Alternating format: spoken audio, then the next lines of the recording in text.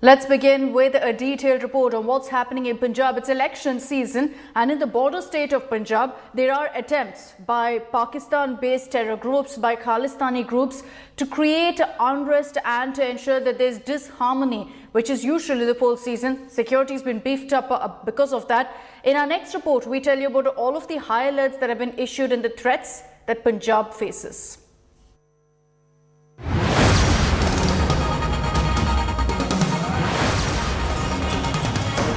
With Punjab elections round the corner, the United States-based separatist organization Sikhs for Justice is at it again. This time hatching a conspiracy to target India on the 73rd Republic Day. Several social media handles linked to Sikhs for Justice have called for blockades at India Gate and Red Fort on January 26th.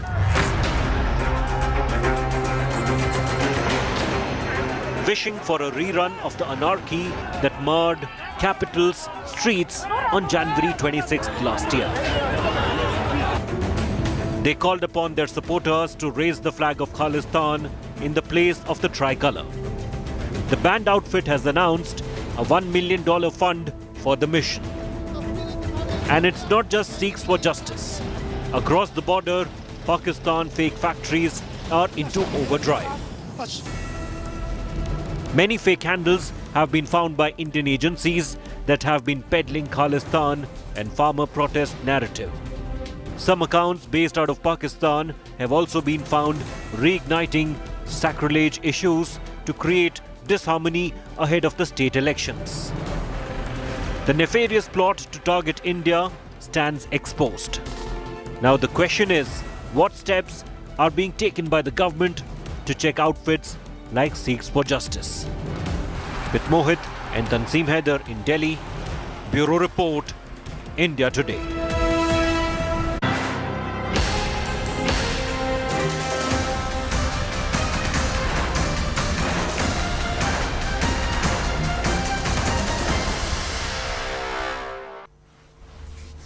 Let's also focus this morning on the big battle for Uttar Pradesh. India Today is getting you all of the biggest political players in this election season. And let's get you details of what Akhilesh Yadav and UP Chief Minister Yogi Adityanath had to say in exclusive conversations with us here on India Today. Lashing out at one another, as always, it's the poll season, which is why they've gone all guns blazing.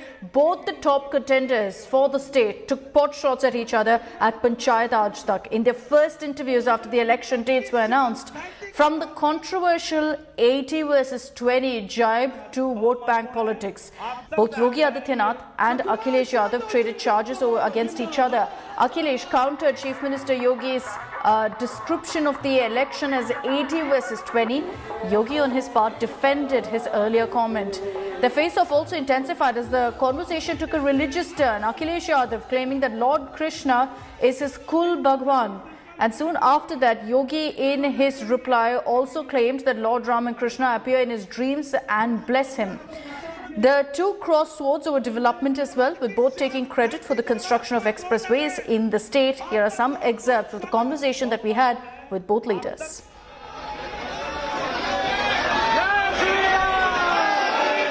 वो 80% झूठ बोलते हैं, 20% सच बोलते हैं, ये नहीं पता लगा आपको? वो जो 80 और 20 बता रहे हैं, वो भारतीय जनता पार्टी कह रही है कि हम 80% झूठ बोलते हैं, केवल 20% सच होता है हमारा। इस बार जनता समझ गई है, इसीलिए भारतीय जनता पार्टी के लोग कूटे जा रहे हैं। 80% लोग इनसे नाराज हैं, मैं कहता हूं 100% लोग नाराज हैं इनसे। ये तो 80 बनाम 20 तो है ही। ये चुनाव 80 बनाम 20 जाएगा, और मैंने आपको पहले कहा कि चुनाव होंगे तो आप रिजल्ट दो, 10 मार्च को आने दीजिए। एक तरफ भारतीय जनता पार्टी होगी जो 3/4 से अधिक सीटों को पा करके प्रचंड बहुमत की सरकार बना रही होगी, दूसरी तरफ कांग्रेस, सपा, बसपा, ये सभी दल होंगे। ये 20% वे लोग हैं जो राम जन्मभूमि का विरोध करते हैं, काशी विश्वनाथ धाम का विरोध करते हैं, मथुरा वृंदावन के भव्य स्वरूप का विरोध करते हैं। ये 20% वे लोग हैं जो जिनकी पीड़ा माफियाओं के साथ में है, जिनकी पीड़ा पेशेवर अपराधियों के साथ में है, जिनकी संवेदना पेशेवर आतंकवादियों के साथ में है, ये वही लोग हैं। धर्म भी कभी कभी अंधविश्वास होता है। हाँ। इसलिए सपने में आ गए मेरे कुल भगवान है।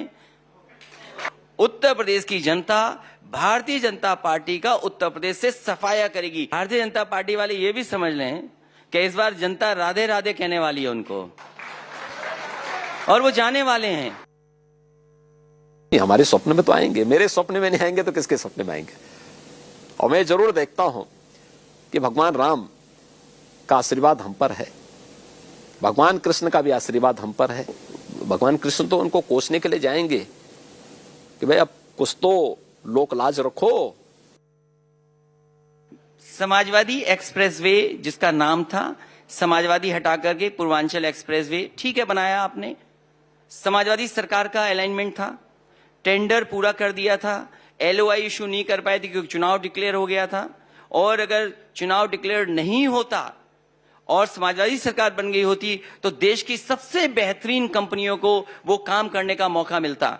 और सड़क पे आप जाएं, वो वर्ल्ड क्लास सड़क बन रही थी जिसकी riding quality one of the best होती, लेकिन बाबा मुख्यमंत्री ने उसके ठेकेदार बदल दिए।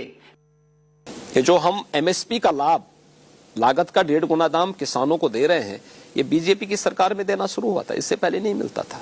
किसानों के हितों के लिए जितना कार्य पिछले 5 वर्ष के अंदर हुआ है, 50 वर्ष में इतना काम नहीं हुआ। हमारे लिए, हम जनता जनार्दन के लिए प्रतिबद्ध हैं, किसी ऐसे व्यक्ति के लिए नहीं जो हर जगह अपनी सौदेबाजी कर रहा हो। हम उसके लिए प्रतिबद्ध नहीं हैं। बिना किसी रुके, बिना किसी झुके, बिना किसी डिगे, बिना किसी डिगे हमने काम किया है, काम कर रहे हैं, काम कर रहे हैं। उत्तर प्रदेश की जनता ने परंपरागत वंशवाद और जातिवाद की राजनीति को खारिज किया है।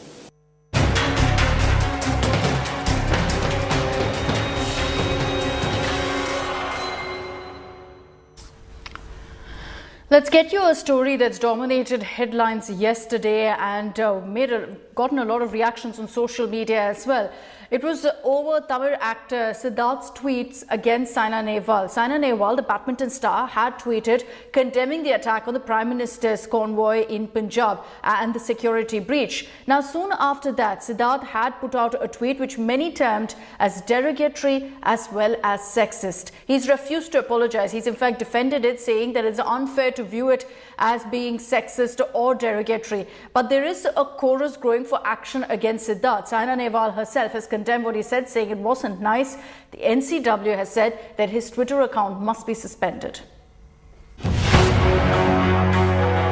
Actor Siddharth's sexist tweet targeting Olympic shuttler Saina Nehwal has sparked outrage both online and offline. The Rang De Basanti actor attacked the ace badminton player when she condemned the lapses in PM Modi's security.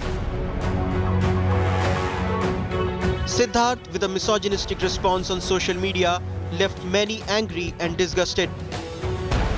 The Olympic bronze medalist herself responded to the sexist jibe. Saina told India Today that the actor's remarks were not nice and he could have chosen better words to express himself. She added that people use such words to get noticed on Twitter. Saina's father, Harveer Singh Nehwal, has demanded an apology from Siddharth for the derogatory remark. Badminton player and Saina's husband Parupalli Kashyap also slammed the actor, calling his remarks upsetting. Siddharth will have to face action for his words. The Chief of National Commission for Women, Rekha Sharma, has written to Maharashtra DGP requesting the police to file an FIR against Siddharth and start an investigation. The NCW has also written to Resident Grievance Officer of Twitter India to immediately block the actor's account. Saina has also got support from spiritual leader Sadhguru Jaggi Vasudev. He called the actor's tweet disgusting and distasteful. Attempting a face saver, Siddharth has clarified now. Tweeting, cock and bull, that's the reference. Reading otherwise is unfair and leading. Nothing disrespectful was intended, said or insinuated. Bureau Report, India Today.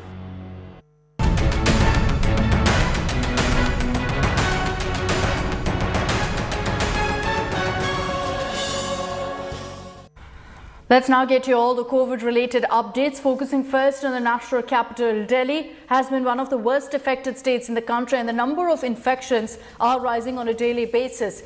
Keeping that in mind and how fast the virus is spreading, there have been more curbs that have been introduced. Delhi has recorded 19,166 cases and 17 deaths, the positivity rate mounting to 25%. The infections has come down just slightly from the previous day, because on Sunday the national capital had recorded about 22,000 cases, so it's come down by about 3,000. After Parliament staffers and personnel at the Supreme Court, now the COVID infection has also hit the Delhi police, with 1,000 personnel testing positive. The Delhi Disaster Panel has imposed new restrictions in the capital to stem the rising cases. A complete ban on dining at restaurants and bars has been imposed. Only takeaways and home delivery is allowed. Shops inside malls and at marketplaces are operating on an odd-even basis between 10 a.m. and 8 p.m. Only one weekly market will be allowed in a zone. With the new restrictions in place, the government has also clarified that the weekend curfew will continue this week as well.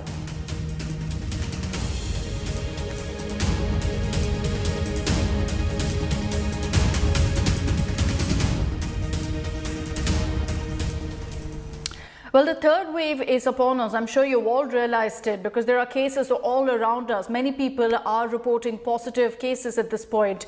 Keeping that in mind, the fact that we've crossed over 1 lakh infections now across the country, daily infections, when exactly will we see the peak of the third wave? Experts have said it'll come very fast and it'll go down very fast. So when is the peak expected? Sneha Murdani explains in this report.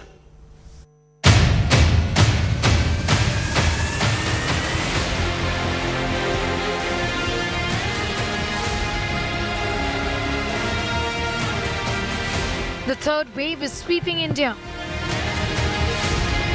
The country is seeing an exponential growth in COVID cases. India reached the 1 lakh mark in just 10 days this time.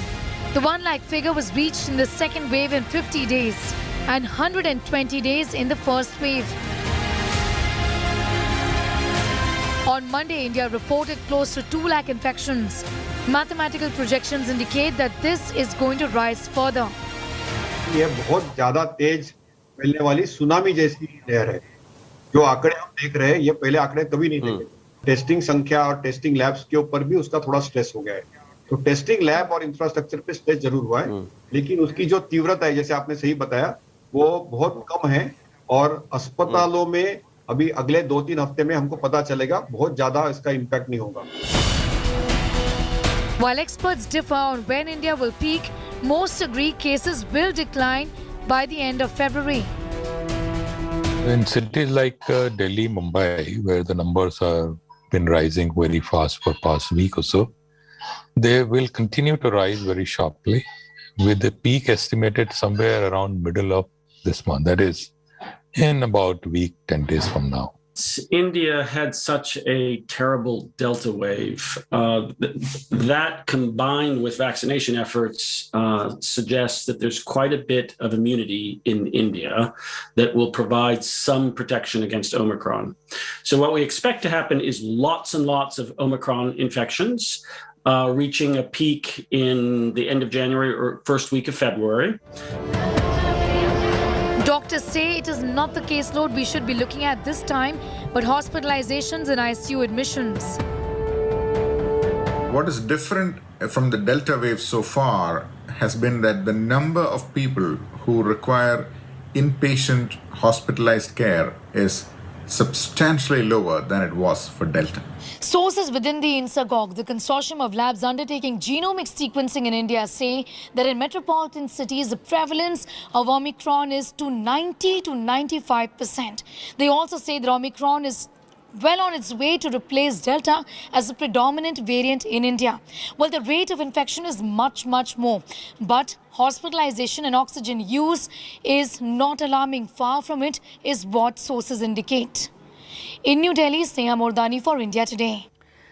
Defence Minister Rajnath Singh confirmed yesterday that he's tested positive for coronavirus, and there were wishes for his speedy recovery coming in from across the world. As always, we simply cannot expect basic decency also from China, because they actually used the Defence Minister testing positive for COVID to go back to their dirty propaganda tricks. China stooped to a new low as its state-affiliated media taunted India after Rajnath Singh tested COVID positive. After putting out a fake Galwan Valley propaganda video over the New Year, China is now trying to imply that coronavirus has spread in the army, and this may have impacted India's fighting ability. This comes after Rajnath Singh tweeted saying that he has mild symptoms and is in home quarantine. Even as the world is fighting a virus that originated in China, the dragon is again back to propagating lies while mocking and taunting India.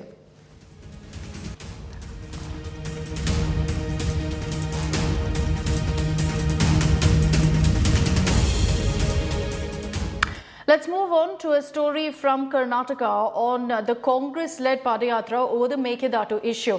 It's become a huge political showdown, particularly because this Padayatra was held in complete violation of the COVID norms that are in place in the state. Thousands of people had come together for this protest. Soon after that, DK Shivkumar refused to get tested. In fact, he claims that there was a conspiracy for him to be infected because the official who came to test him then turned out to be positive. There's also a showdown playing out now over Karnataka Chief Minister Bommai confirming that he's tested positive for COVID.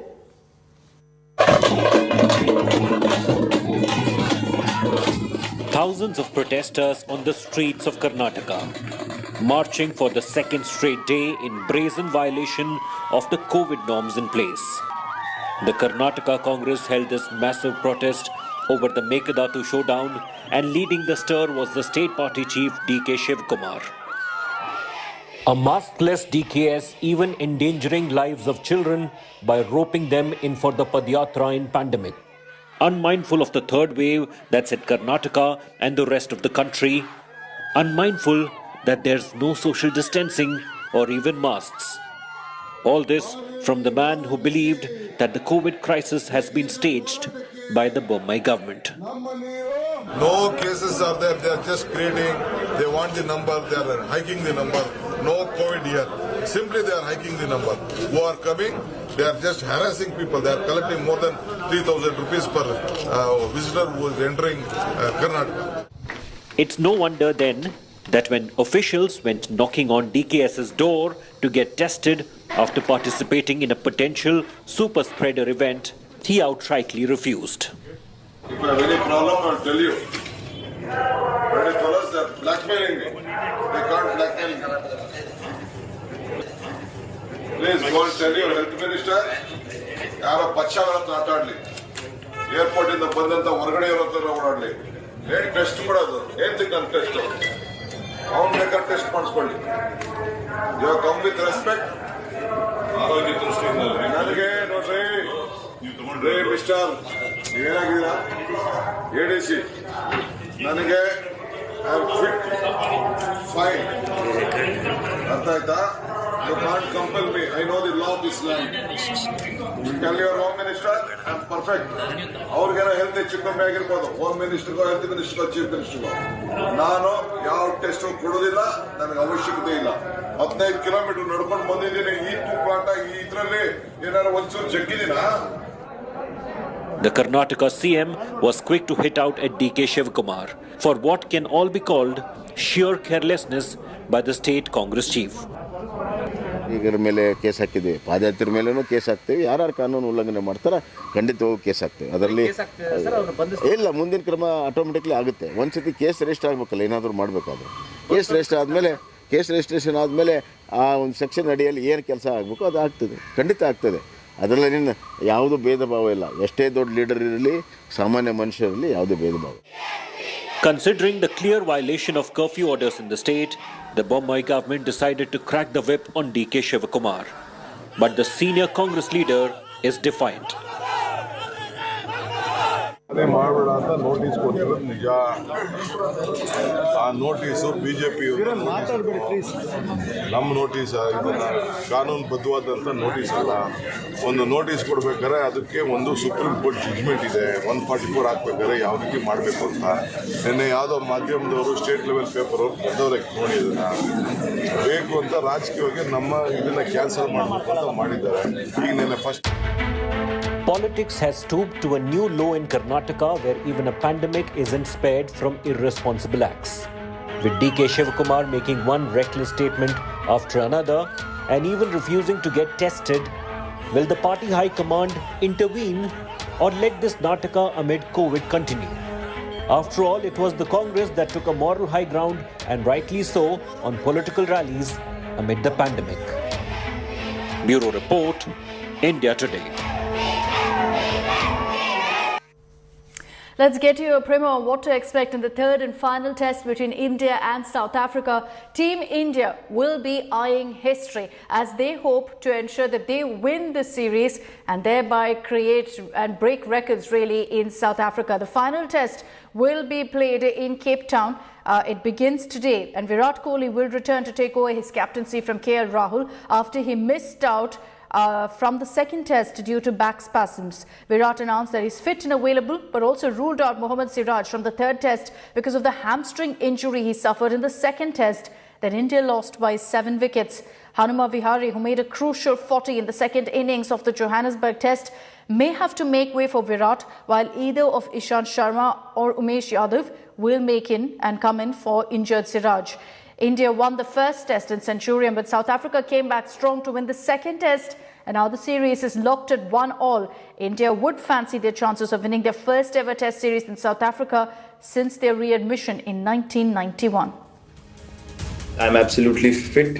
Siraj obviously is recovering from the niggle he had in the last game, and at present I do not think that he's match ready to take the field in the third test, and you obviously cannot risk a guy who's not at 110% as a fast bowler, because we know how important that little niggle opening up and extending into an injury could be for the team. So yeah, Siraj is not up to the mark, but I'm absolutely fit to play tomorrow.